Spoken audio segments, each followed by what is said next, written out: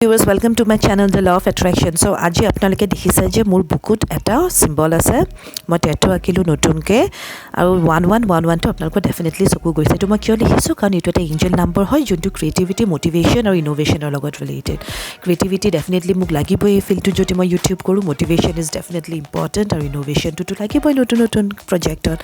আৰু red ৰ'জটো symbolise কৰে এটা happy marital and romantic relationship red is symbol of love আর লাভ নহলে জানে যে আমার লাইফটো love without love and gratitude আমার জীবনটো কেতিয়াও কমপ্লিট নহবই নো উই নিড প্যাশন আর তাত কি ল্যাভেন্ডার রোজটো হয় it is mystery of attaining something impossible যেন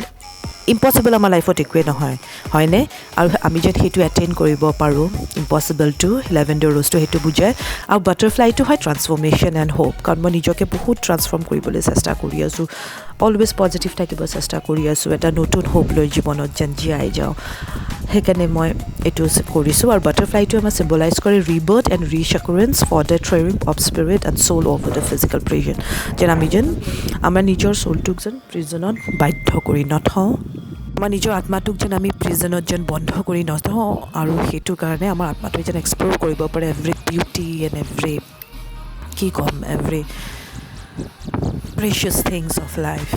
সেইকাৰণে মই এইটো চিম্বল আঁকিলোঁ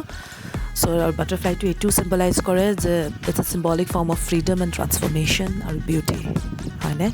চ' মোৰ এই টেটুটো এইখিনি বুজায় আৰু এই টেটুটো মই এনেই ঘপককৈ আঁকি লোৱা নাই যে গোলাপ ফুল ভাল পাওঁ সেইকাৰণে আঁকি ল'লোঁ সেইটো নহয়